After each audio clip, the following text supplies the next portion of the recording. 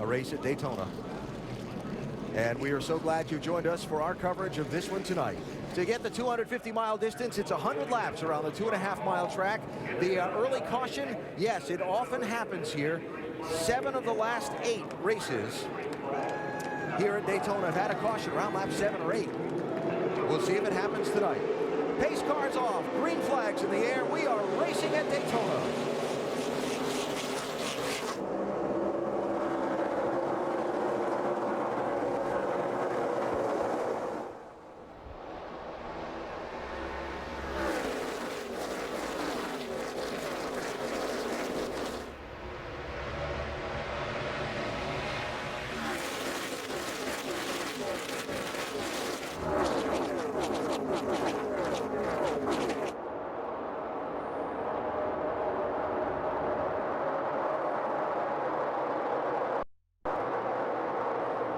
Travis Pastrana to the lead, pushed by Brian Scott.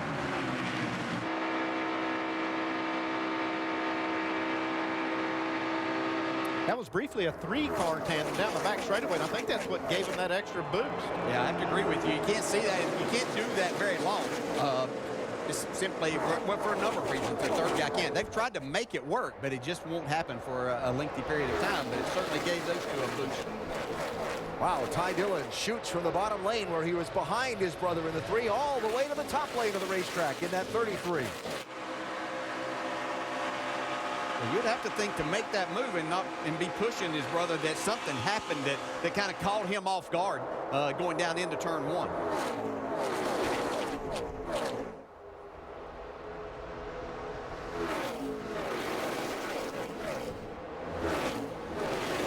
I saw Kurt Busch right there get on the bumper of Joey Logano. Well, that didn't last long. Kurt to the inside, an update as a lead change here.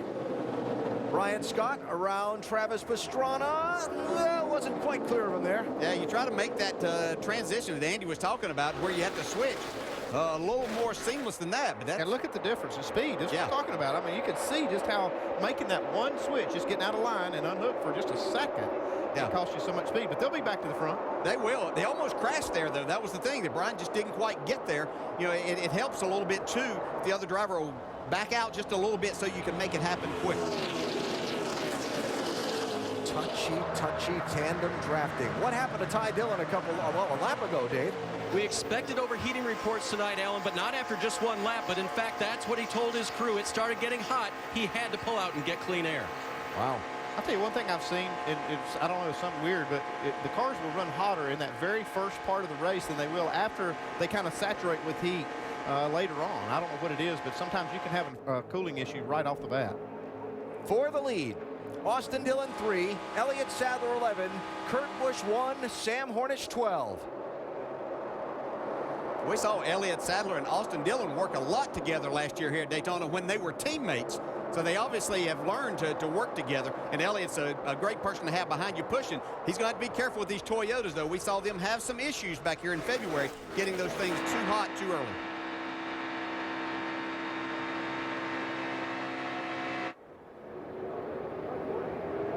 Four laps. 2 liter, cold trigger by 3. 4 liters. Steve Markdahl, the spotter. And how about Michael Annett, that yellow number 43 for Richard Petty Motorsports, pushed by Matt Kenseth. Remember Annett with that vicious crash with 5 laps to go here in February, broke and dislocated his sternum. He missed 2 months of racing back at Daytona. Says, we were in position to have a shot at the win in February. I was so encouraged by that coming back here. See how this works out. We see these 3 cars possibly hooking up again. I wondered if Elliott Sadler was going to take the push he's getting from Logano there and just go on by the 3 car, but they actually hooked back up. Joey Logano in the 22, the 3rd car in that trio. Yeah, Joey's doing a good job. He backs off right through the trioval because there's just no way you can do that without crashing. Yeah, you've got that. Plus, once that 2nd car attaches to that front one, the 3rd one can't really keep up without somebody pushing him from behind, and obviously we haven't seen 4 work together.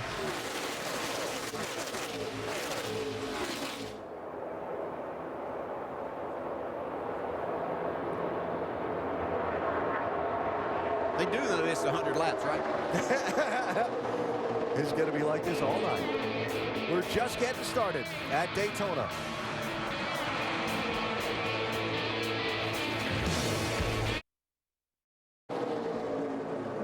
Early in the Subway Firecracker 250 at Daytona, we've had 5 different drivers lead, 6 lead changes. Sam Hornish is the latest to go out front, pushed by his Penske teammate, Joey Logano. Big weekend of motorsports on the ESPN networks. Reminder that tomorrow you can see the American Le Mans Series Northeast Grand Prix from Lime Rock in Connecticut, 3 Eastern ESPN2. Summit Racing Equipment and NHRA Nationals qualifying comes up tomorrow on ESPN2 at 6 Eastern. Then Sunday, the return of IndyCar racing to Pocono. ABC at noon Eastern. The Summit Racing Equipment and NHRA Nationals final elimination. Sunday night, 7 Eastern ESPN2. And the Nationwide Series after this race tonight at Daytona is on to the Magic Mile in New Hampshire next Saturday on ABC. Kyle Busch coming up through traffic. 54 car pushing through to third.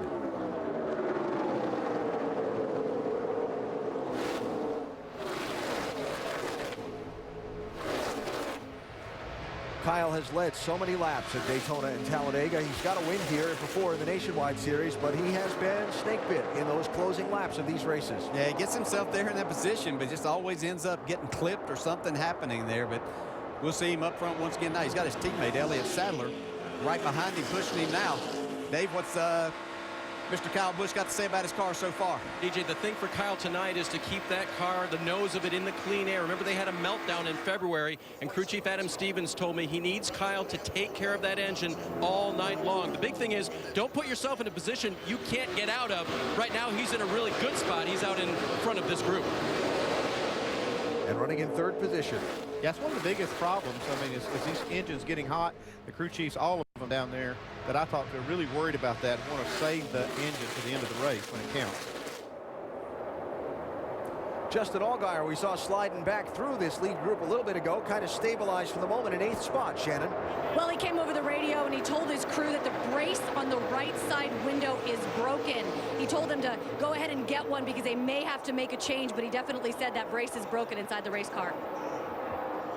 Hey, you got to have that right side window in, so if that brace weakens it and it pops out due to the airflow around the car somehow, like that, look at that thing. You can see it fluttering for sure. Yeah. That's going to be a problem. So Scott Cipotelli and company will make a plan to get that fixed and hope it lasts until the first pit stop. Kurt Busch, Matt Kenseth, 1-18. Would be no surprise whatsoever if one of those two drivers was holding the trophy at the end of the night. How about this one, Doc? Got a great race car. A little bit ago, we went to commercial. We saw Kurt Busch drafting with the 3 of Austin Dillon. And Kurt said, getting hot, got to make the switch. But they couldn't make the switch as they go by Austin Dillon. Now he doesn't have a drafting partner because when Kurt Busch called his spotter on the roof, his spotter couldn't get to Austin Dillon's spotter because the spotters are on 2 separate platforms on the roof. This made it very difficult to get a message to the 3 car, so they couldn't switch, and both of them dropped and lost about 8 or 10 spots trying to cool it down. Yeah, that's one of the things about this tandem drafting now that when it first started, drivers and teams had the capabilities of the drivers talking to each other, and in cases like that, that's since been replaced with the fact that they cannot do that anymore. And so you kind of have to make it happen on your own. Yeah, and it comes down to the fact that you have to save the engine regardless, even if you lose the draft for a while, because that lag in communication, by the time you do get it communicated, you're too hot. So you have to do it. The draft here at Daytona and Talladega, the great equalizer for some of the lesser funded teams and an opportunity for them to slide up, contend for the win, and get a great finish. You saw Mike Bliss in the 19, Colwitt in the 44. There they are, running well. Joe Nemechek was in that group as well in the 87. It's no slight to these teams to say that they don't have the engineering and the funding and so on that the bigger Sprint Cup affiliated teams do, and there they are up there contended. Yeah, we talked about in qualifying and Mike Bliss, we would see him up there. Colwitt's done a nice job since he's gotten in this 44 car too, and he's not afraid to get the job done here too. He has a top 5 finish here at Daytona. So Joe teamed up with Austin Dillon there in 12th and 13th. Here are the leaders. Sam Hornish and Joey Logano the Penske posse out in front early in the going tonight at Daytona. We're gonna live this never-ending summer like we're just growing younger. Early on in the Subway Firecracker 250 for the NASCAR Nationwide Series at Daytona. Caution-free so far. All 40 starters are still on the racetrack. 37 are on the lead lap. Sam Hornish Jr. is the race leader in the Penske 12. The second annual NASCAR and American Salute highlights NASCAR's ongoing support of American service members. The initiative kicked off at the Coca-Cola 600 Memorial Day weekend and concludes this weekend here at Daytona. Fans can participate by visiting NASCAR.com/salutes or by posting a photo or message on Twitter or Instagram using the hashtag NASCAR Salutes. Say thanks to our troops.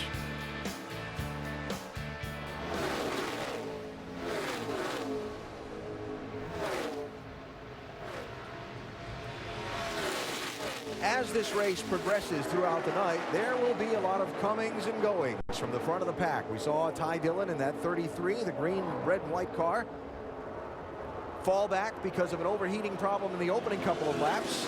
As far back as 13th, he's chipped his way back up in the running order to 5th. We saw Michael Annett run up toward the front of the pack. He's now dropped all the way back in line. Travis Pastrana, we saw lead the first lap of this race. He's now all the way toward the back of the pack.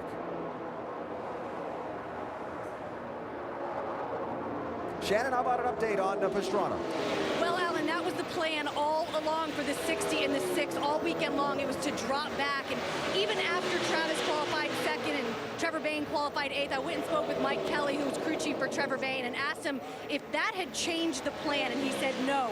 We are going to try to lead a lap. If we don't in the first couple laps, then we're going to drop back for 85 to 90 laps, and then we're going to make our move. For Trevor Bayne, 68 points out of the points lead right now. They said if they can survive this race, they think that they could still make a run at this championship thing, but it's all about getting out of Daytona, and this is their plan.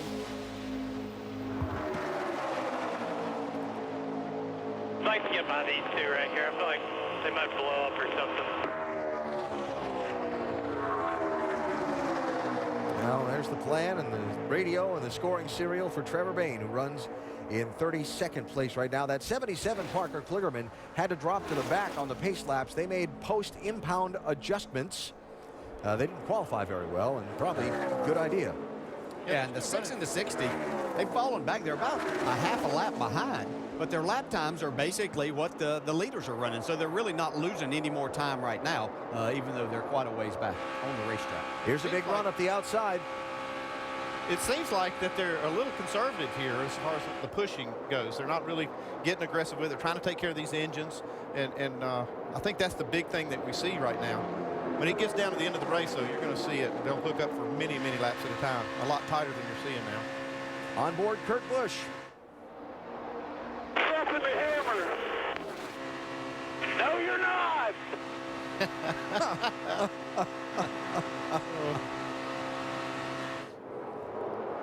Water, let me know when you need to switch. For the lead, Matt Kenseth, 18.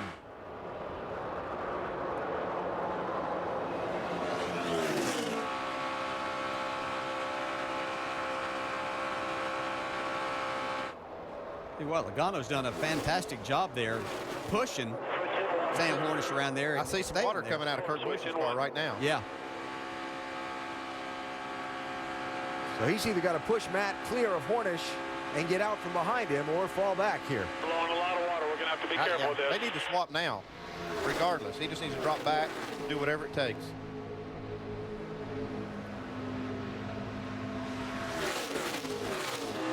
And it doesn't take much with these engines, Andy, to go over that limit, does it? I mean, No, see that when it coming. starts blowing that seal, you see that water steaming out the windshield, you need to make that change as soon as you can, because when you lose that water, you don't get it back. Here come Brian Vickers in the 20 and the championship leader Regan Smith in the 7. Remember, Smith won at Talladega in that when did the caution come out three-way race with Casey Kane and Joey Logano. Smith was leading, exiting turn 4, coming to the checkered flag here at Daytona in February when he and Brad Keselowski made contact and that big wreck began.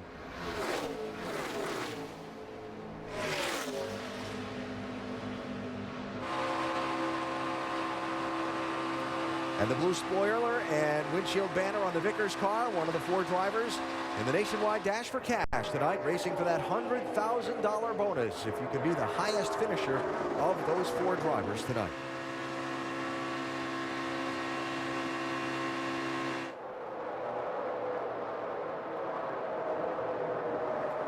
You see Kenseth was doing a nice job there with Kurt Busch and pushing him up there, but as they got close enough, I believe that the 1 car got a little bit of help getting to the 22, and it separated the 1 and the 18 right at that moment. You see now they've lost a little bit of ground once again, but they get reattached. For the discussion of how long can you push and when do you have to switch and so on, how about those lead 2 cars? They've been doing it a while. Yes. I've been noticing that. They've had the clean air, and it looks like Logano's doing a really good job of offsetting his car enough to get that air into the grill. Well, that's the point that you make, Andy, is he's offsetting enough to do that, which allows these others to run them down whenever they get hooked up and can stay there long enough that they're making just a little bit more time because Joey is getting out there enough to keep there, but they're not having to make that switch, and nobody's been able to go up there and make a pass on them yet.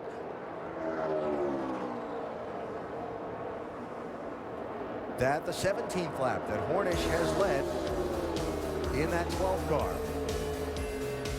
Still very early in the going here at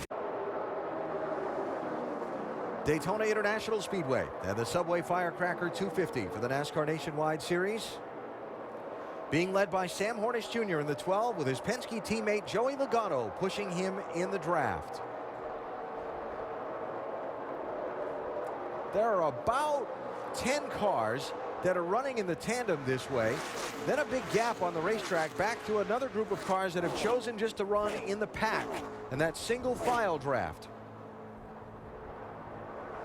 You see, it's a pretty good gap back to these other cars. Still not back to the bigger pack. Yeah.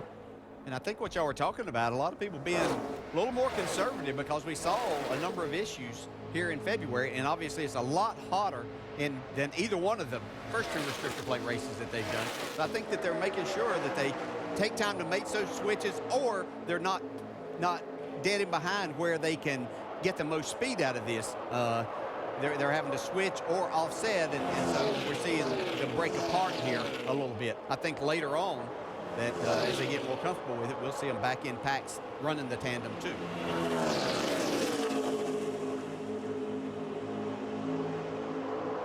Coming up very soon on the window for some of these lead cars to begin making green flag pit stops. We've seen a couple on and off pit road from the tail end of the field.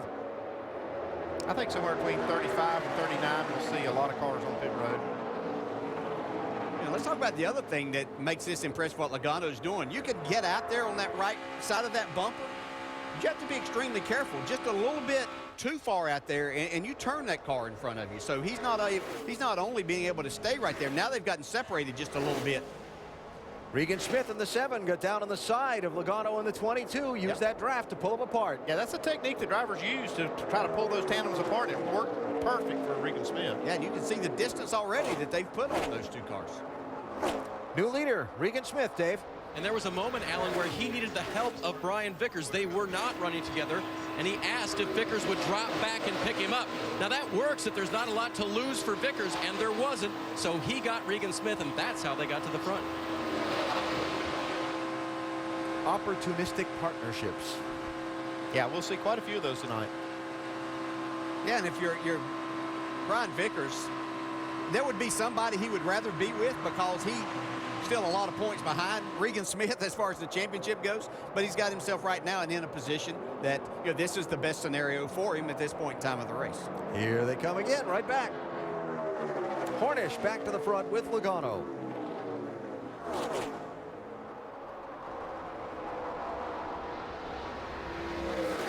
Reed Sorensen in the 40 just off the pit lane. And trying to come back up to speed. All right, I'm not willing to settle for third at the moment. Smith with a look inside while Ty Dillon comes down the pit lane. Dave? Remember, he was overheating a bit earlier. He dropped back and he picked up a JGR Trio for a while. He will take 4 tires. They will fill it full of Sunoco fuel. He was kind of out in no man's land. Ernie Cope said he didn't have a problem with that. He's just hoping this young rookie can get laps tonight. Shannon? Mike Bliss is currently making his way. He's in his pit stall right now. His water temp was a little bit high, but it's been a great run for Mike Bliss so far, who started this race 21st. Regan Smith and Brian Vickers hit the pit lane. Doc? And Brian Vickers says he wants 4 tires. The car drafting well, gets a little bit tight in the draft. Wanted 4 tires, a chassis adjustment, both right and left rear. Left side tires going, getting it full of Sunoco fuel. Dave? For Regan Smith, it was important, of course, to lead that lap. You see a wedge adjustment for the car. He was just a little bit loose in the traffic when he got out front, actually. They'll fill it full of Sunoco fuel, and he will take 4 tires. Mike? Alex Bowman on pit road now. This has been a little bit different experience under race conditions. When he was practicing yesterday, he never really hooked up, just ran by himself. So he's been getting a little bit more adjusted and acclimated to the conditions out there. The car's been just a little bit snug. Shannon? There's Trevor Bayne. He's currently in his pit stall. It's going to be 4 tires, no adjustment. The plan the entire race has been to drop back. The 6 is currently in. His teammate, Travis Pastrana, is also in his pit stall. Those guys are going to hang out in the back and make their move. Doc?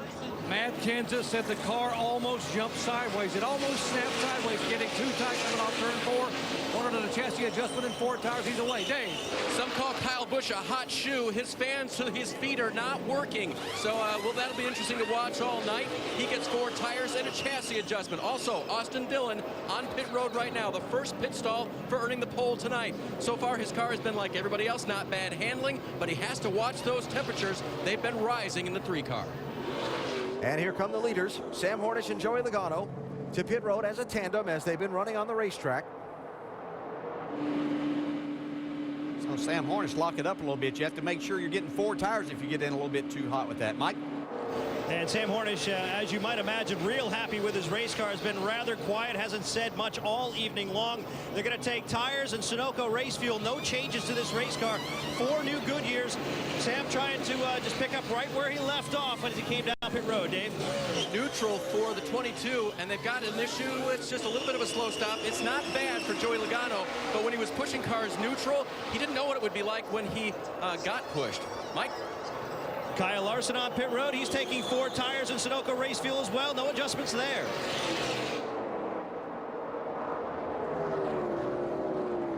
So off the pit stops, Brian Vickers and Regan Smith got back together quickly in the tandem draft, and we'll see if they're able to overtake Hornish and Logano as they get up to speed off the pit lane. Here come Vickers and Smith. And they're closing fast on those Penske cars. Yep, there they are. The white cars.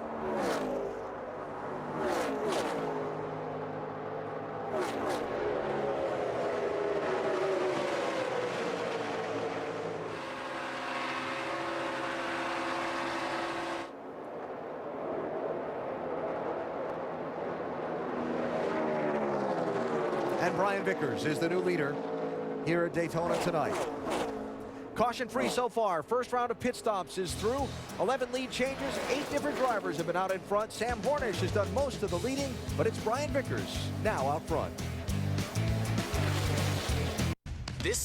Sam Hornish back to the lead in the Subway Firecracker 250 at Daytona at 100 miles of the 250 that will run tonight.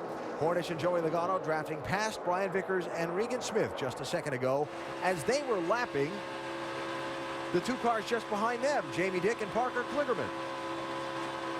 Reminder to check out NASCAR.com/RaceBuddy and watch all the action tonight from Daytona with 10 HD live race views, live chat, and live leaderboard.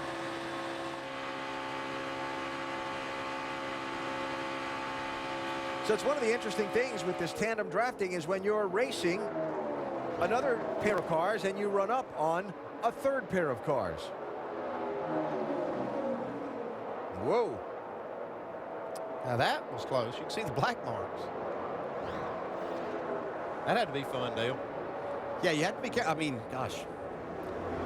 It's just what makes this so difficult is because you're literally the eyes of the driver behind, and when you make an abrupt move like that, he has to, and that runs your front bumper across his rear bumper, and things happen in a hurry. They're almost at 200 miles per hour. These aren't exactly flat, square surfaces either. They've got a little round to them. Sam Hornish being challenged for the lead, Mike. Yeah, he is. He's got his hands full. As you can see, Regan Smith now working his way to the inside, along with Brian Vickers trying to take that lead away. We just saw the video of Hornish and the 22 overtaking lap traffic. Well, as exciting as it was for us, it was even more exciting from the driver's seat. Well, that was a little bit scarier than it had to be. Well, this isn't necessarily scary. This is dramatic. It's side-by-side racing for the lead right now, and Vickers, it appears, has the advantage, Alan. Yeah, and right now you can see Jamie Dick and that 55 and Parker Kligerman, they're lap cars, but they're made some ground back up on these leaders trying to get back on the lead lap.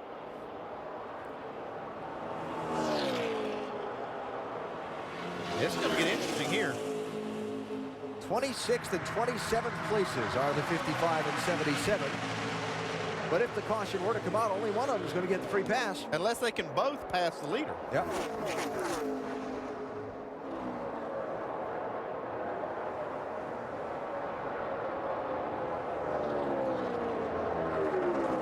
Well, and those cars coming into the mix.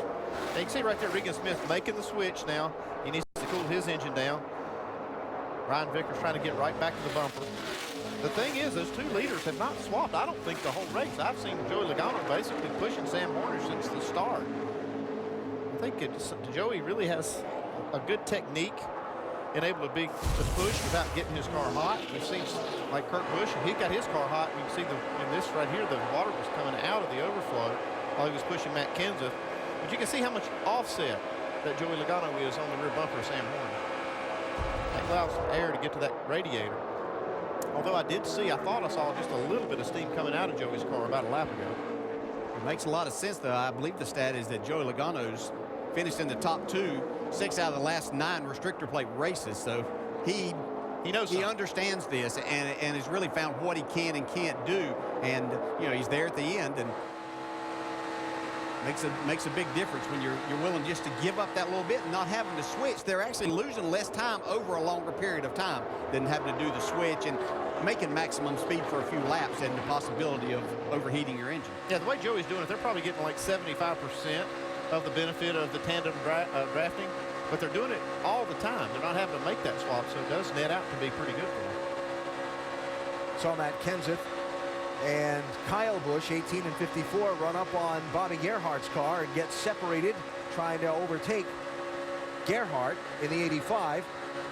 Now they've locked back in together in that draft and continue to try. Well, they did for a second. Yeah, it seemed like I thought I heard Kyle Busch have to get out of the throttle just a little bit right there. It looks like it's time for a switch.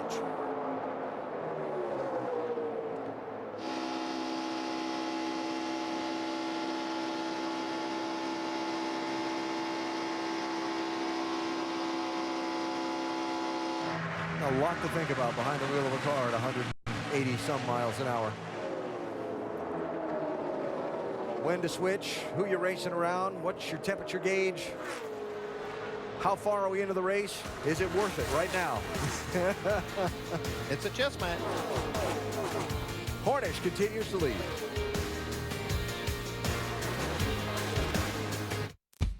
Caution for debris on the backstretch at Daytona. Haven't run very long since green flag pit stops. Watch for a ton of strategy here, Doc.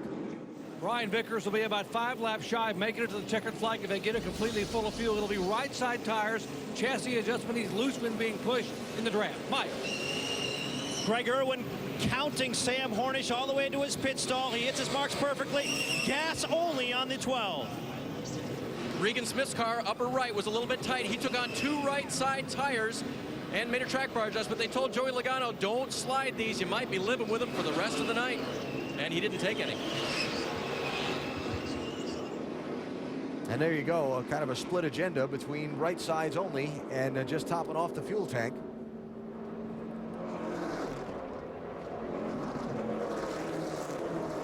And a moment to breathe.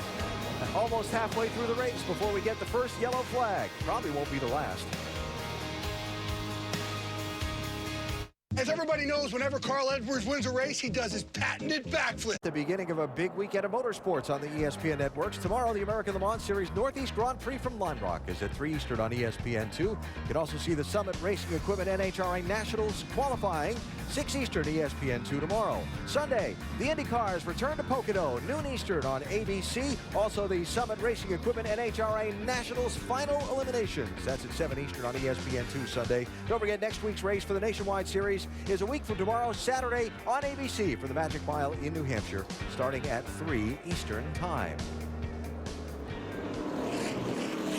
As has been our norm during these Nationwide Series races, we grab a NASCAR Sprint Cup Series driver, have him come on up and have a look on. Carl Edwards is actually, you were with us in a more full-time capacity for a few races earlier this season.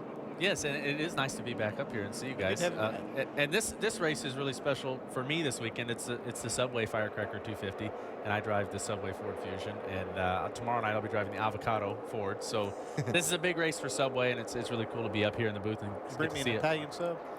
Actually, that's pretty bad of me to come up here with a Subway shirt and not bring sandwiches, but we can get that done. Somebody out there, Tony Benetti, somebody bring some subs up here to the booth. That'd be great. You see how this all ties together. Impressions of what you've seen in the race so far? It looks like the Fords are pretty strong. And it looks like that they're able to stick together, and I think that's the key. If you don't have to separate, you never have to give up those few seconds on the racetrack. So I think, barring like a big caution at the end and a crazy chaotic event, which I don't know that would ever happen here. I think that the Fords, they look real strong. How about your thoughts for tomorrow night with your car? Tomorrow night, we've got a very fast car. It's we've put a lot of effort at Doug Yates has. Everybody at Roush Fenway Racing's put a lot of effort into the Speedway program, and it showed with our performance at Talladega. I believe the Fords are going to be really tough tomorrow. I think Jeff Gordon, he looked really fast. It looked like that David Gilliland and David Raikkonen were really fast too. So I think there are a couple fast cars, but we're one of them. Well, there you go. Carl starting 12th tomorrow night in the 400 here at Daytona. How about this tandem style racing will we see tomorrow night? I don't know that we'll see too much of it, but I'll tell you what, when the sun went down, the final practice, there was a lot more grip than I thought there was going to be. So I think guys will be able to be really aggressive. I mean, they were always aggressive, but I think you'll be able to make things happen. Especially tomorrow. At the end when it is cool. Correct. I think that's going to be the key is all that grip. Two guys that have been pushing each other around the racetrack, now side by side for the restart. Don't change lanes before you cross that line. You'll get a penalty.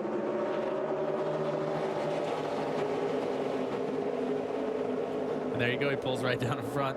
They'll probably go right back to what they were doing before. Yeah, we talked about this and what a great job Joey is doing so they don't have to switch. You mentioned that. But it's pretty smart on their part, too, that they've got their championship contender being the one out front, taking no chance, keeping all the cool air to his engine right now to where maybe later on he can use it up a little more, too. Right, and it's very difficult, too. One of the things, I'm not sure if you guys have talked about it, while they're out there trying to lead, when you're in a tandem group like that, when you're tied together, the guys try to pull up on the rear car and slow him down. And the front car has to know that it's happening, almost, use telepathy or something to figure out to lift off of the throttle. It's really hard to stay together when guys are taking stabs at you and trying to pull you apart. Elliott Sadler pushed to the lead by Kurt Busch. Here come Hornish and Logano back to the outside. That's a big point for Elliott Sadler to get a lap led here as he's got himself back in contention for this nationwide championship. It was amazing, though, as they started, those two Fords hooked up pretty quickly. Kurt Busch was about 5 or 6 car lengths back, but made a big run and got the Elliott's bumper and must have given him a pretty big shove. Yeah, check out this run. Kyle Larson, his teammate James Busher, getting a big push. 32 and 34. Now, this is where it gets dicey in this tandem drafting. When you get a big run on somebody and you're trying to find a hole. You talk about dicey. You can't see through the car in front of you. I mean, if you look how they're offsetting, you're staring at the middle of the guy's car in front of you, and it's almost impossible to figure out where he's going. You just have to have faith he's making the right decision. A few years ago when this first started, and you were one of them that was kind of there to start these things, but then you got in radio communication with each other. Then that kind of helped the guy in the back a little bit, didn't it? But then that's been taken away. And it helped a lot because you watch these guys, they're acting as one car. You look at the first two cars there. Oh, they actually got pulled apart a little bit. That'll let these Fords on the outside get a run. You're acting as one car, and to try to know what the guy in front of you is doing without that radio communication is very tough. Kyle Busch down below that yellow line. As long as he doesn't advance his position, he'll be fine. Remember here at Daytona and at Talladega, that yellow line is out of bounds at the bottom of the racetrack. You can't go below it and advance your position, but if you're forced below it, then the one who does the forcing may be penalized. It's a big judgment call in NASCAR's part. They've had to lay down some pretty hefty calls in the past over that. Matt Kenseth, Justin Allgaier running up to try and challenge Hornish and Logano. Here's the race between Sadler and Vickers for what would be 5th place.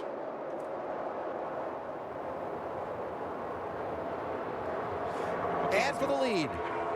As we watched them duck out, they actually came apart because the 18 car got a little pull from the side draft of the 22, and it pulled him away from the 31 car. Those are the kind of things I'm talking about. You have to be so in tune with that guy that you're with, just like Joey and Hornish are. You have to really know when that car in front's got a little jump or the car in back's getting pulled. Because as soon as you separate, you can't get back instantly. It takes a lot of slowing down to get them back together.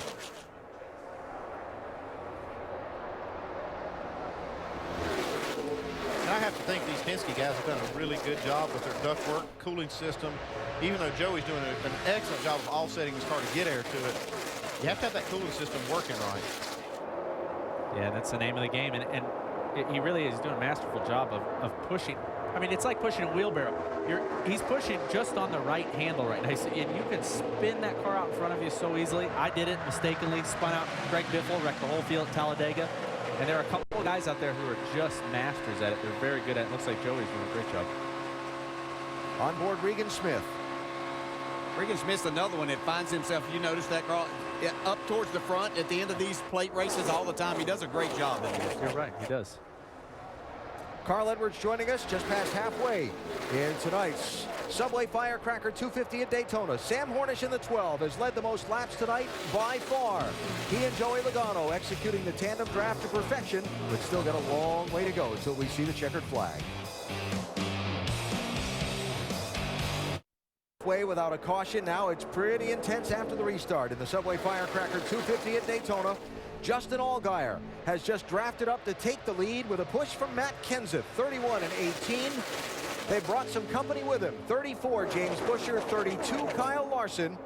Shuffling Sam Hornish and Joey Logano, who've dominated so much of this race, back into the pack. Not for long. It looks like they're hooked back up now. You can see Joey Logano more lined up on the rear bumper, and you can see just how much more push he's giving Sam Hornish. Yeah, now they've gotten set. They've been able to separate the 31 and the 18, makes them look even faster yet. Joey Logano just is very impressive at this style of racing. Man, that's tight. He's just doing such a good job. And if you talk about the stress involved in this type of racing, the guy pushing has a huge amount. There's more anxiety, more stress, more nervousness because you can't see what's going on in front of you. And that's what Greg Biffle and I used to work so well together. And Greg could handle it. He could sit in the back and stare at the rear bumper and push all day. I couldn't handle that pressure. So there's definitely guys that are better at pushing and guys that can't take it. If you're not the lead dog, the scenery never changes, does it? Man, I'm telling you, sitting looking there at that rear bumper, what Joey's doing is very difficult. And this is more what we expected when we came on and talked about what an exciting race. This is what we were talking about, the tandem and pack racing kind of together. Yeah, what you got is tandems that are acting like one car, so you get a pack of left water, you know. But one back bottom, two back up high. The high lane's coming to you with the 1 and 54. Joey Meyer spotting for Joey Logano there on the radio. Hornish back to the lead.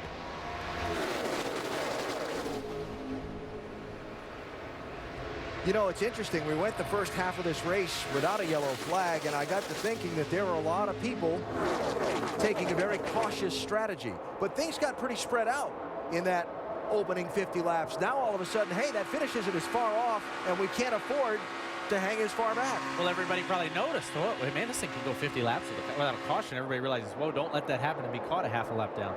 There are still some guys back there. Yeah, Trevor Bayne, Travis Pastrana, hanging back, waiting for that wreck. And if history, tells you anything, they're going to have some cautions in this race. Sam Hornish already led 48 laps. That's more laps than anybody's ever led here. I think it's in the last 2 races combined. How different, Carl, when you're doing this, when you watch it, when you're here watching it on TV versus being behind the wheel? That's a good question. If I hadn't done it, I would think, well, this is normal, this is calm. But after being in that car and realizing, I mean, right here from this view, you get the picture. There are cars pushing each other, coming and going. You're 3 wide in the corner. You're being buffeted around. It's really stressful, guys. I mean, that is not easy to do. Oh, and you're doing 185 miles an hour. So you understand why my hair is white, right? It's not hard to figure out doing this all those years. I think I'm starting to get a touch of gray. James Busher to the lead. And I've been watching Kyle Larson. He's doing a lot of the same kind of pushing that we see Joey Logano doing. He's been staying right there on James Busher. We talked a lot about Kyle Larson all year. I know you don't think you've raced with him or against him yet, but what are your thoughts on this young man? Obviously, he's impressive. I mean, it's unreal, his ability behind the wheel. That race at Bristol was awesome. I mean, coming on at the end and almost getting the win. And you look at these guys, they're having to switch. So he must see more than he likes on that temperature gauge. But being the leader, we haven't seen a leader switch like that in this race, have we? Yeah, it could probably be that, plus a chance maybe here to get him a lap lead. Not going to happen here, though. Not with because he is Trickle. still in. He just dropped the hammer. Yeah. Here comes Cole Trickle. The Busch brothers. Kurt to the lead. Kyle behind him, his drafting partner. Cole Wick, 44. One of the underdogs with a run in the draft up toward the front. I have yet to see the 12 and the 22 car get split apart. Have you guys seen them split apart? No, they've been just like that, too. Joey Logano's been on the bumper, that 12, since the start of the race. And remember, that front guy, his responsibility is to lift off of the throttle as soon as he feels the push go away. So it's very difficult for the guy in front. And then the guy in the rear, it's his job not to push that front car into a wreck. And that's the one thing. I've been giving Joey a lot of credit for the way he's pushing, but you got to give half of that to Sam because it does take a lot from the guy in front. Yes, as soon as that rear car gets a little bit of drag or he gets centered up on the car in front of him, he can push the front car away. You know, if there was, I don't know how you can tell other than a really good spotter. Okay, you're 180 some miles an hour. How easy is it for you to tell that car is not attached to you anymore? When Greg and I would do it, if I was in front, I literally could not tell if he was pushing or not. So I always had to fudge a little bit I had to push less throttle down than I really wanted to and make sure he stayed stuck. And then everybody got better and you started watching the mirror. And as soon as someone would get beside Greg behind me, I'd know that they were slowing him down, so I'd lift. But it takes a lot of discipline. It's very tough. Well, when you joined us for the broadcast at Talladega, I told you you've never seen a race from this view before. We appreciate you coming up and enjoying the view again. This is something else. Thank you, guys. And well, I'll bring Subway next time. I do appreciate Subway having me up here, and the Subway Firecracker 250. It's very cool of them to do. We're going to hold you to it now. Yeah, I know you will. To go with it, we'll have to have a little something there. Best of luck tomorrow. All right, thanks, guys. Don't miss the finish of this one. It's going to be good. I might stay for a little while. Thanks. There you go. Back to Daytona in a minute.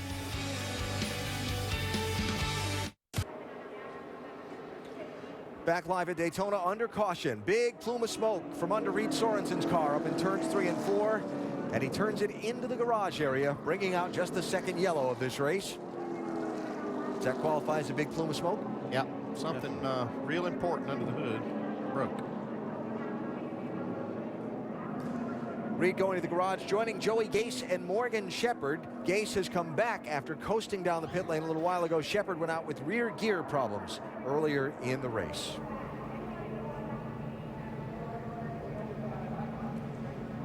While the pace car has picked up the field, be a second before they come back around. A quick up to speed with Nationwide Insurance. Mike? And one of the Dash for Cash contenders is Elliott Sadler. Remember back in February, Alan, this car ran really hot. So this team came in really leery. They changed their cooling system before this race, but it hasn't made much of a difference. Elliott has been a little bit hot after about 7 laps of being hooked up. Because of that, he's had a lot of difficulty pushing in the tandem draft. Another one of the Dash for Cash contenders is Kyle Larson. Larson, this is only his second time here in Daytona, and as far as restrictor plate races have gone for him this year, well, he's been involved in crashes both times, so he spent extra time on the track this week trying to get acclimated. Out there right now, his crew chief told me he's just riding around trying to find someone to run with, Dave. Mike, this chance at $100,000 came at a good time for Austin Dillon in terms of development of their car. It wasn't good at Talladega. Crew Chief Danny Stockman told me he was ecstatic with this car in practice. So far, he's been trying to find his brother to draft to the front. Dr. Jerry Punch? Well, Dave, it has been 10 years and 3,576 days since Brian Vickers has won a NASCAR Nationwide Series race back in 2003. He thinks he has the car to get it done tonight. A little bit free when being pushed. They're going to make an adjustment. He thinks they're good on fuel now making this stop. He thinks this is the race. He's going to get the win, the points, and $100,000 from Nationwide Dash for Cash. Alan? And right behind Brian Vickers, Doc, Cole Witt in that 44 car will be glad for this caution because he's got a windshield tear off kind of flapping around on that machine. He'll be happy for the chance to get that tear off torn off. Yeah, and the pits still weren't open. They're getting oil dried down on that oil as Reed Sorensen came down pit road to the garage area. Of course, Kurt Busch, James Finch, and the Phoenix team running that Days of Thunder paint scheme tonight, trying to use the publicity to raise awareness for the cause of post-traumatic stress disorder. Well, it's time for a pit stop, but I don't know if they're going to have anybody to do it. Well, I don't know about that either, but if they do might come be able in, to do you think he's got that perfectly matched set of tires for him? I think they probably do, but they're probably not going to put them on here. They're not? No. Just going to get 2 of them? Just gas, probably. That's easier for Robert Duvall to say. It was, yes. That's why he does what he does. Perfectly What I do. Well, there you go. What a great Maybe cause. the gas man's not eating ice cream. Yeah. I'll tell you what, he and his brother, though, teamed up right there. I think they probably found what they were looking for and know what they could kind of do to get themselves to the front when that counts. We saw that here a couple years ago. Remember, in the tandem draft, the cooling of the car pushing, such a critical issue. Kyle Busch had a problem under the hood in the February race here, so it appears as though he's being very conservative in how long he pushes in the draft for the first 70 laps of this race. And Kurt Busch, we saw earlier in the race, pushing water out of that one car after he was pushing too long. We saw it briefly, but we haven't seen it again, and obviously not causing him any problems, sitting right there in third spot. Well, the pit road is still closed while they clean up some of the oil left behind by Reed Sorensen when he coasted to the garage. We'll come back for the pit stops. Jeffrey Earnhardt coming in the 79, and the 22 of Logano, you saw no fresh tires, just filled it full of fuel. Well, variety of strategies there, like we expected. See, Dillon picked up 12 spots, though. Gas only. Going to be a frantic final 25 laps at Daytona. Don't go away. Restart. Kurt Busch tonight is he's been right in the mix all night in that Days of Thunder theme #1 car. Hey, Kurt, Dale, Jerry, you have a copy? 10-4, DJ. Hey, man, we know that business starts picking up in these last 25 laps. Looks like you've got the car to get the job done, but may have lost your draft partner. Have you got any plans right now? Yeah, Rowdy's been working with us today, and we got a couple other of these guys out here. Just got one rookies. I'm going to beat some back bumpers off here for a little bit. Hopefully it doesn't come through and poke a hole in our radiator, but we've still got a little ways to go. A few more cautions. Okay, good luck, man. Thanks for talking. Now, when they start spinning, I'm just supposed for the...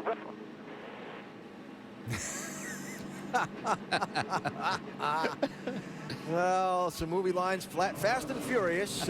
You might say they're flat flying, Nicole, with these Days of Thunder references tonight. I don't know if I would, but Rusty definitely would. So tonight, what surprised you the most? Because I think the thing that surprised me the most is the fact that Sam Hornish Jr. has led 56 laps. He's never to lead more than 5. That is a big surprise, but the other thing that really surprised me, guys, was watching early, how they're just 2 by 2, and I'm going, man, this is looking pretty boring. I don't know if this is right or not. Then all of a sudden, the sun went down, it got dark, and all of a sudden, business started really picking up, running side by side. I don't know about you guys, but this intensity, man, I can feel it picking up right now. It's definitely picking up. And the thing for me was Travis Pastrana and Trevor Bayne early on, dropping back to the back, trying to stay out of the wrecks. Well, after this series of pit stops, Trevor Bayne comes out. He's now 6. Travis Pastrana is way back in 26. Who's he going to draft with? Because we know he's got a super fast race car sitting on the outside pole. This race has always been about being calculated as a driver, but I'm surprised by all the discipline. Drivers are just sort of staying in order. The first 90% is rehearsal. We know that. The drivers obviously know that. The last 10%, as you say, Rusty, is intense and real. Here's something else that I know. The restart, going to be good. Alan? Well, we're at the 75% mark of this race and still got a quarter of it to go. Kyle Busch will restart 28th. Trevor Bayne back there as well after the pit stop at the 1-to-go signal. Joey Logano with lane choice. Now it's Sam Hornish who's there to push Logano in the draft, but they're coming after him, headed to 1.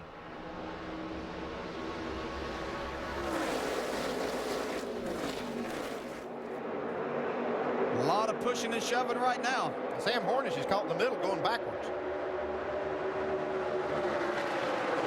Brian Vickers to the lead. I don't think that was in the plan for the 12. Now what's Logano do? Does he go back and find him? Well, it's not like you can just slam on the brakes right here. He's getting a huge push from Regan Smith right now.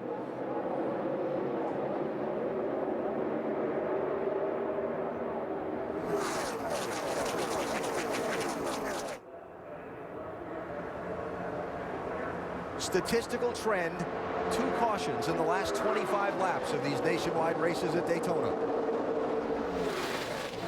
Shocked if we didn't add to that tonight. See Kurt Busch there in that 1 car is hooked up with Austin Dillon, who was the pole sitter.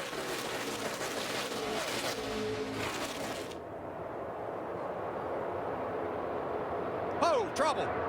All the way into the grass is Vickers. What you got going on? Yeah, we stay green, but Brian Vickers have to come down pit road immediately to get that grass off the grill. From the lead into the grass.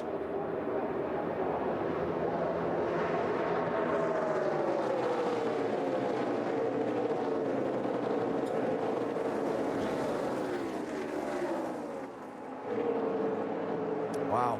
We talked about being out on the right rear of these cars. Just how quickly, just any move right there.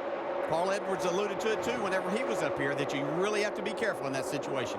So who finds himself leading this race now? Kyle Larson, the rookie in the 32. Hey, we watched he and Justin Allgaier do a lot of drafting together yesterday in this tandem style situation. Their cars were very good. See Kurt Busch pushing Austin Dillon, but Austin had his hands full right there.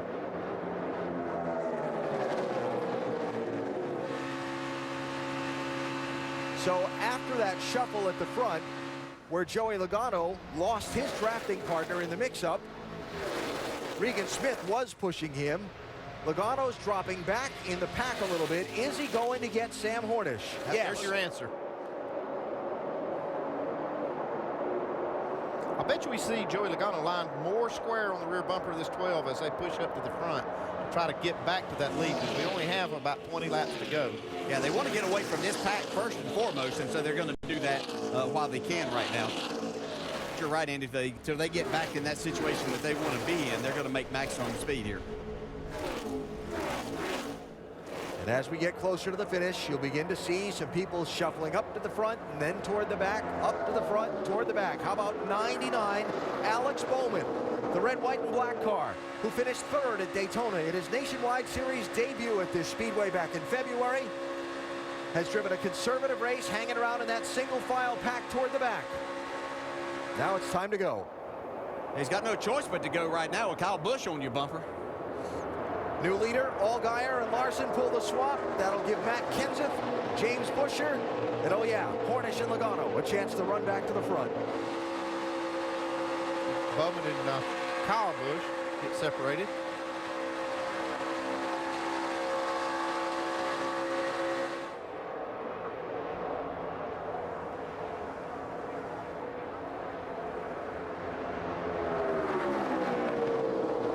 I'll tell you, that combination of Joey Logano and Sam Hornish is just almost unbeatable tonight.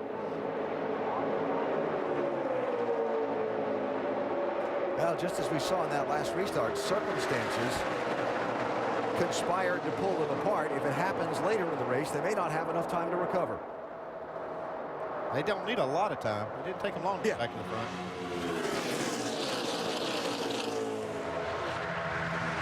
33 cars on the lead lap. Brian Vickers has gone back to 33rd place after getting turned into the grass from the race lead a minute ago. Eric McClure got the free pass at the last caution. He's also on the lead lap. Remember, Kyle Busch in that 54 restarted in 28th place a minute ago. separated from his drafting partner now and given up a couple of spots, but we obviously know he's got a strong car and can run back to the front. 17 to go. Drive in the morning, drive through the night, drive down the highway. The race for the lead in the Subway Firecracker 250 at Daytona. Inviting you to go to NASCAR.com for all your latest NASCAR information. 14 laps to go. Intense racing at the front of the pack, pushing and shoving. And the race's dominant duo, Sam Hornish in the 12 and Joey Logano in the 22, now finding a lot of resistance as they try to get back to the #1 spot. Hey, James Buescher done a nice job behind Matt Kenseth. Matt knows what he's doing in this type of situation too, but James Buescher doing a nice job of keeping his car cool enough, staying there, but to keep them out front. That was Mike Wallace's 0-1 car off the pace.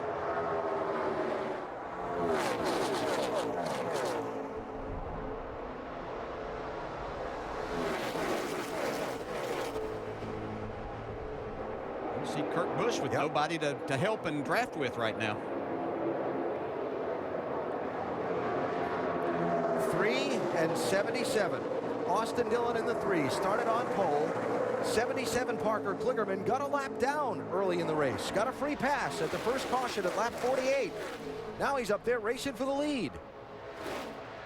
Black white car with the red numerals down in the inside lane. Austin Dillon's had a handful of partners tonight too. I expected to see him running with his brother Ty.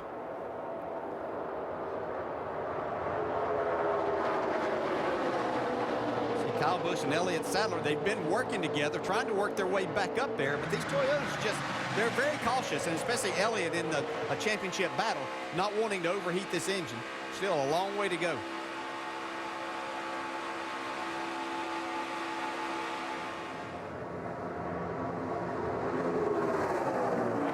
Officials watching to see if Mike Wallace will make it back around to the pit lane. His car without power. Kenseth 18, 12 Hornish, side by side for the lead. There's the Wallace car. Caution for Mike Wallace. Out, Matt. Caution's out. Caution's out. There's one of your 2 cautions in the final 25.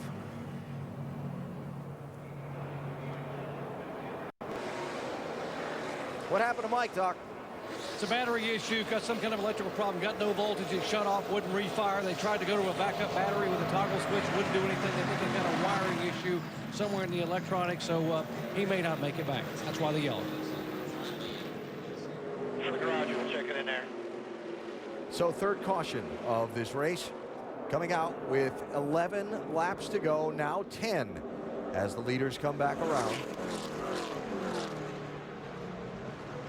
Well, we saw it pick up quite a bit on this last restart. I think the next one we see is going to be even more intense. And because they're getting in a situation now that the pushing, they can almost going to be able to go the distance in being able to do that. And they're getting so close to the end anyway, they're not going to worry as much about it.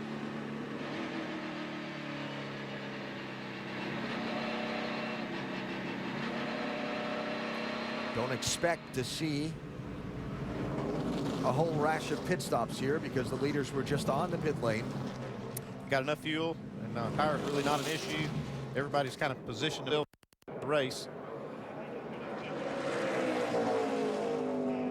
You're behind the wheel. That caution's just come out. It's been intense. The tension's been building. Now the caution's come out. Is it an exhale moment, or is it, okay, it's going to get even worse when we go back racing? Well, you exhale and breathe while you can, because once a green flag comes back out, you're not sure if you're breathing or not until everything's over, because it does get intense. You know, you grip the steering wheel a little bit tighter, and you know that there's just going to be a lot more pushing and shoving at this time. Pit road going to be open here. And we'll see if there are any takers among the front runners. Yeah, another point that as these guys get ramped up and ready to go through this is those holes that they didn't take a chance of maybe pushing into earlier, now they're going to do it, and that's what's going to create contact and more than likely something happening. And Sam Hornish called as the leader at the caution by NASCAR's timing and scoring system. We'll see if here would be Brian Vickers to get that grass off the grill after the slide through the backstretch infield a few minutes ago while he was leading. Well, we're set up for another frantic finish here at Daytona like we've seen the last few Nationwide Series races. Remember this, February of 12, James Buescher running 9th in turn 3 on the final lap. And they all crash ahead of him, and he's the first one to get through and wins the race. Kurt Busch, this race a year ago, after pitting 6 times to repair a car wrecked with 35 to go, comes through and wins the race. And then in February, Regan Smith and Brad Keselowski racing for the win, coming to the checkers, setting off that terrible, frightening crash that saw Tony Stewart find his way through to win the race. And all that at the finish. So we had one from the 4-time champ earlier before the start of the race. He's still watching. Yeah, Jeff, I agree. Yeah, we had actually 2 big ones at the end of the February race. Yeah.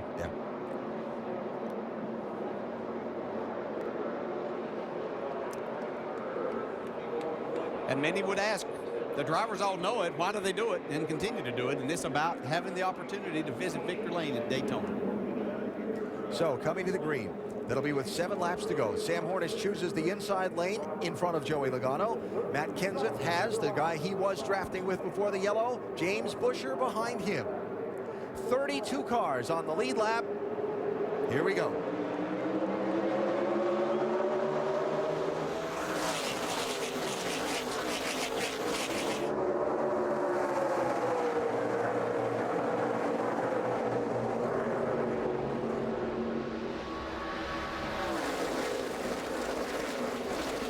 And 22 got separated for the slightest moment, and look at the charge to their outside. Yeah, and I saw the 3-car Austin Dillon jump up. He must have made a deal with Parker Kligerman in that 77 to get hooked up together, because he went straight to the outside lane as soon as he got across the start-finish line. That combination has been working well. The 77 car was a lap down early in this race. Ooh, close there in 3. Elliott Sadler with a wiggle when Kyle Busch tried to get behind him. Everybody scattered. Contact there, 4 wide.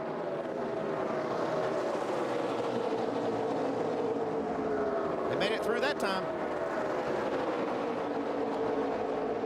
They're going to close in on a car running slower right here. Something's going to have to give. 44 Cole Witt looking for a drafting partner. Yeah, he's got a fast race car. He just needs somebody on his bumper. Look at that angry pack of cars. Hornish to the outside, 12. Kenseth, 18 to the inside for the lead. Coming to 5 to go. Boy, this 12 and 22 combination is just so strong.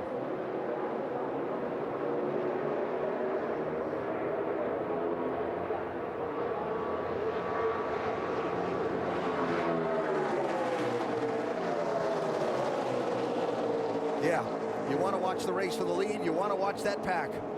He just can't keep up with everything going on. Austin Dillon there has such a big run, just had nowhere to go.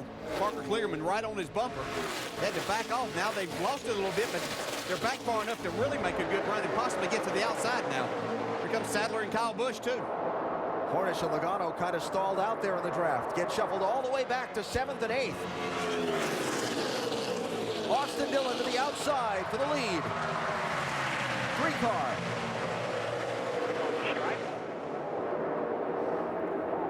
Oh, trouble. Trouble, turn 4, hard crash. Jeffrey Earnhardt, 77. Everybody behind you crashed. 24, Jason White.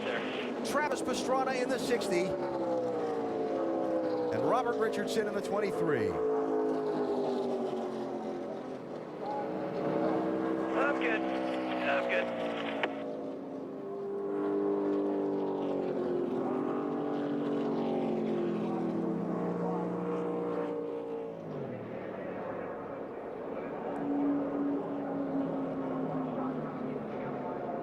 Hard hit for Jason White.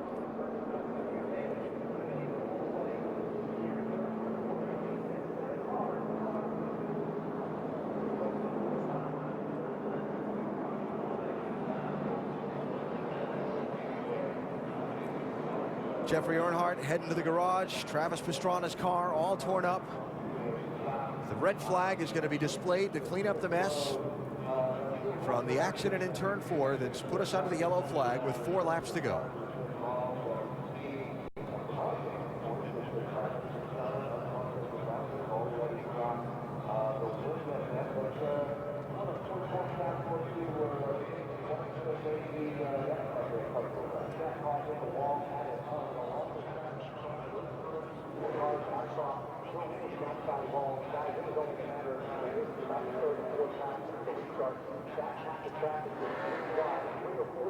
Pastrana taking the helmet off inside his car, and there's the field stopped on the backstretch.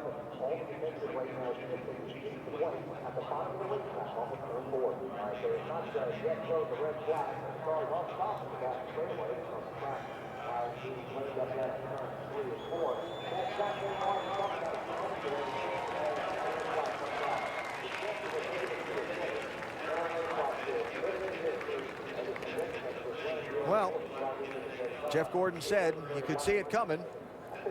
Jason White up on his feet, good to see. DJ, I know you know what it's like to be in one of those hard crashes here at Daytona. Yeah.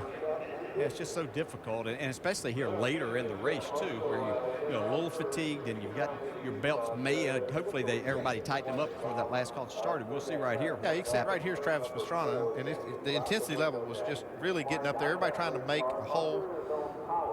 You can see he's trying to follow his teammate Trevor Bayne to the inside there, who had made a move to the inside. He was trying to get there and just wasn't quite clear of Gold Witt in the 44.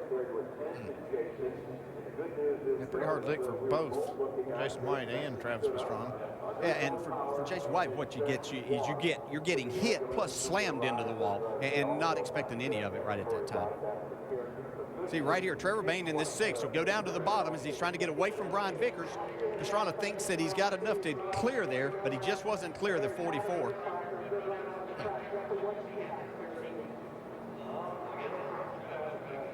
Brian Scott did a good job right there to not get involved.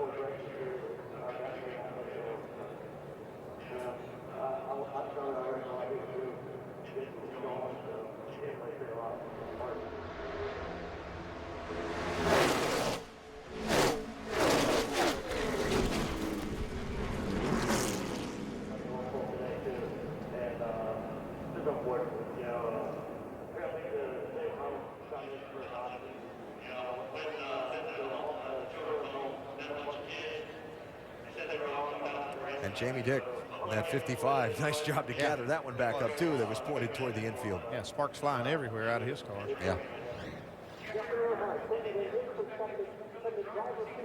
Push as hard and straight as he can until we clear them guys. Once we clear him, he can do it. Whatever he's been doing a great job. So just try to watch me. Kenseth talking about relaying a message to James Busher, his young drafting partner, who will be lined up behind him for this restart. So 29 cars on the lead lap. 2 laps to go at Daytona. And they're going to wave off the restart. Don't have them lined up in the proper order. And going to get the 1 to go signal here again.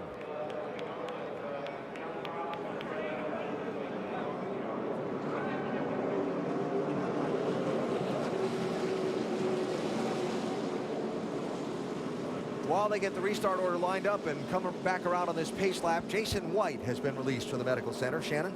It's definitely good to see Jason White out of the medical center. We saw you get out of the car and we saw you drop to the ground.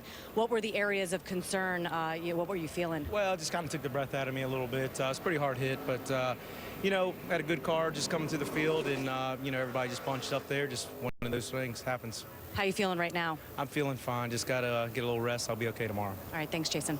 Guys? Glad to see and hear that Jason is okay, but again, a hard shot into the outside wall there in that 24 car.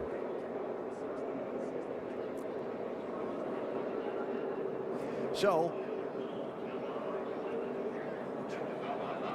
by the virtue of waving off that and adding that 1 lap of caution, that puts us into overtime, essentially. So we go to the first attempt at a green-white checker finish, which is not uncommon for these July Nationwide Series races here at Daytona. It's going to be hard to get this one to the end without another one, too. And I'm still not sure that they're lined up properly. You see, Joey Logano is definitely not. He's not in either lane.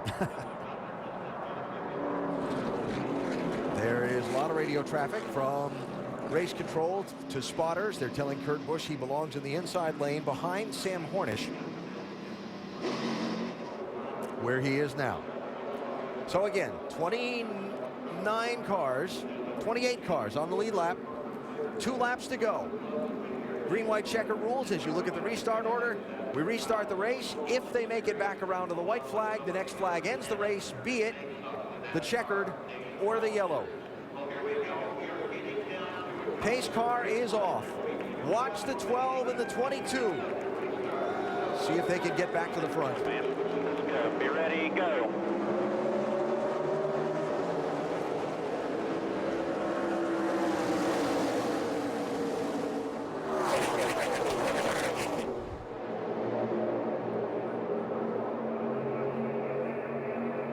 Well, the 77's off the 3. That's going to hurt him right now. Hurt that chances. That 3 got 100,000 reasons to try to win this race. That dash for cash money. Elliott Sadler in position for that 100,000 now. Sam Hornish gets up to 4th behind Sadler. Logano getting pushed out of traffic by Justin Allgaier, left of the screen. Regan Smith there, pushed by Kyle Busch. While out front, Kenseth and Buescher have gotten away. Here they come to the white flag. Hornish jumps out and leaves Sadler there. Hornish is trying to get over to Logano. He's there. I don't know if they've got enough time to get back there, though. We're going to have a huge run. We're on the last lap.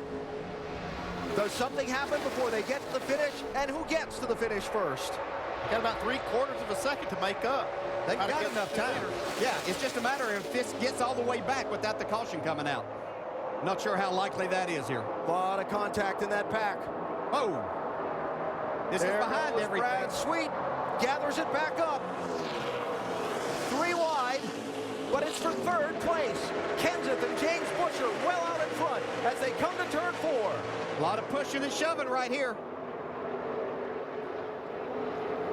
His instructions for tactics on the last restart worked. Matt Kenseth gets pushed to the victory at Daytona, and somehow they get through those final 2 laps without another major incident. Wow, that's unbelievable. I'd have never believed with all the contact that was taking place there. That was some good driving right there. Good job, guys. Thanks. It's Matt Lucas's first win as a crew chief.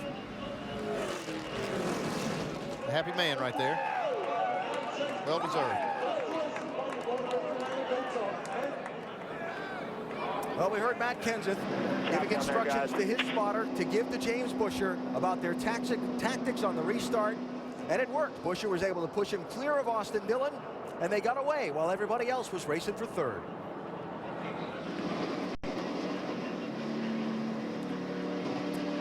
Doc, I'm just guessing that Matt Lucas is going to be smiling all night. And wiping some tears from his eyes. 2 years of crew chief. You worked so hard to get here. Congratulations on your first win as a crew chief. Thank you, Doc. It's a great feeling. It's good to be here finally. We've had a lot of close ones, and Matt Kenseth did a heck of a job tonight. I got to thank Nationwide Insurance for putting these races on, GameStop and Nyko for coming on board this weekend, and Matt for just driving a heck of a race. JD and Joe Gibbs gave me such a great opportunity, and I was thankful for that, and I'm just happy to be here right now. Let's go back to Alan Beswick. What an emotional day for this guy. He waited so long, an engineer for A.J. Foyt at IndyCar when he went to win, and now he comes to NASCAR and gets his first victory as a crew chief. AB? There'll be a lot of pretty happy people here. Matt Kenseth and his team, they won at Daytona. Elliott Sadler gets the Nationwide Insurance Dash for cash. And all the team owners who got their cars in those frantic last 2 laps. They're happy too.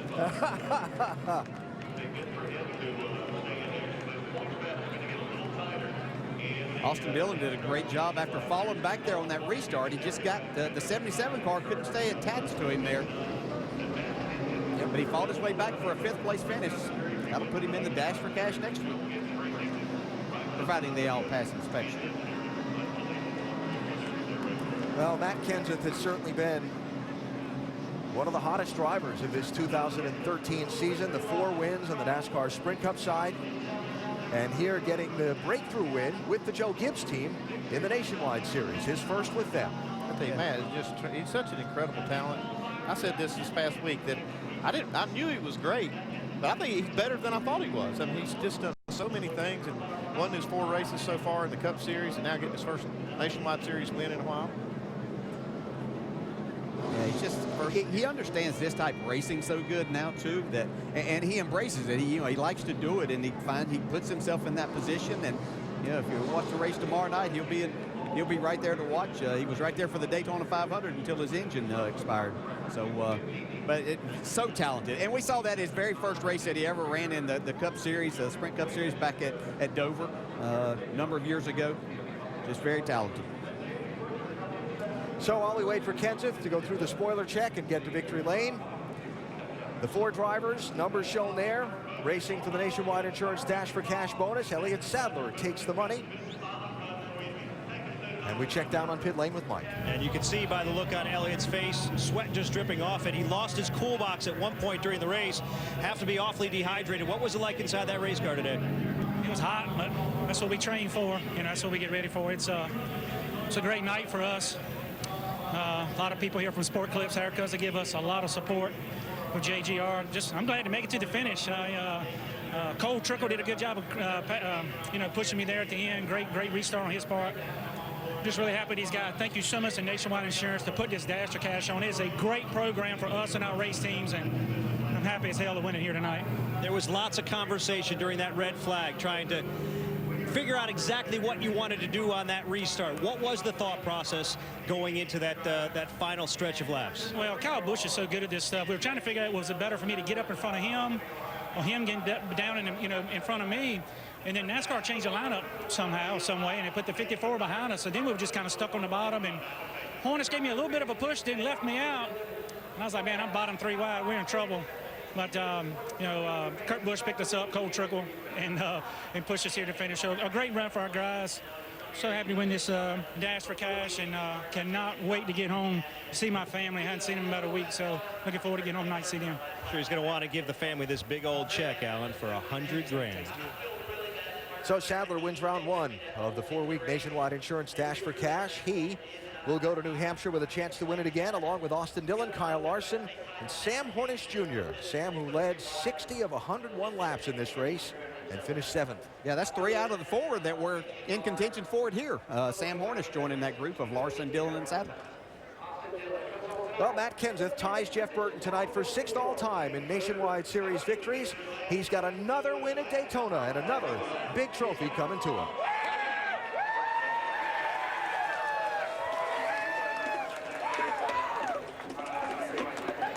How about that? The 41-year-old 2-time Daytona 500 winner, Matt Kenseth, gets another trip to victory lane. Matt, great effort tonight. Let's talk about the difficult decision you guys had to make with 2 to go. You had to choose a lane or a drafting partner, and you chose a drafting partner. Why?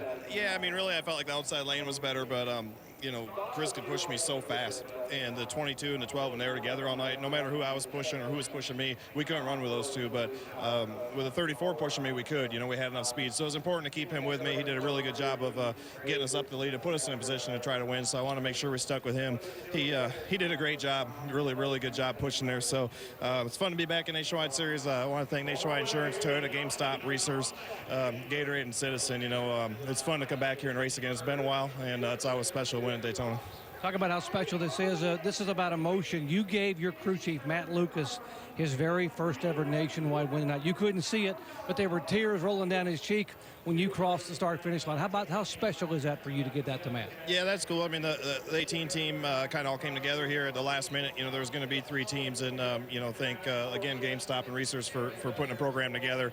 Dollar General on our car next week as well, so we could go run some races. So they put together a 4th team and put Matt back in charge of it, and he's been doing a good job. He's been giving me fast cars, and I could feel we're getting closer every week, and it was nice to get one. Matt Kenseth picking up his first win of the year, and it's back in Daytona where he's won the 500 twice. How about the guy who pushed him to the finish line? Let's hear from James Busher. Doc, with James Busher, Daytona former winner, 2nd place tonight. Any thought of trying to make that move in the last lap?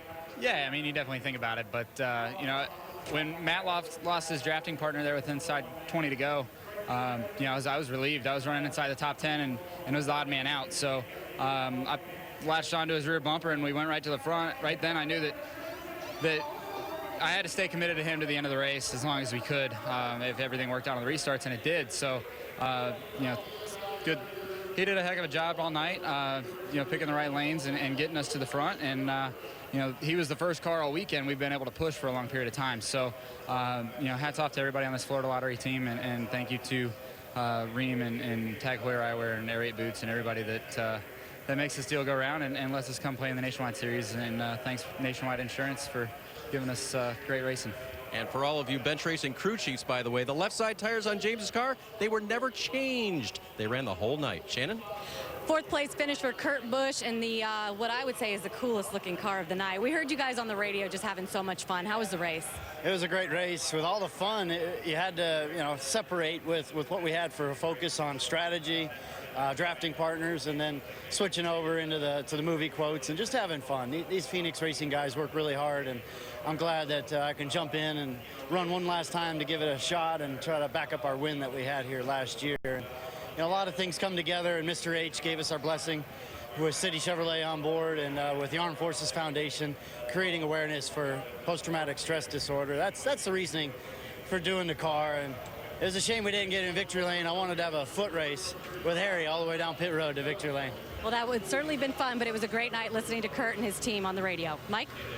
What a great last restart it was for Austin Dillon. You went from 21st all the way to 5th. What were those closing laps like? Well, it wasn't a great restart. I felt like we got hooked up pretty good.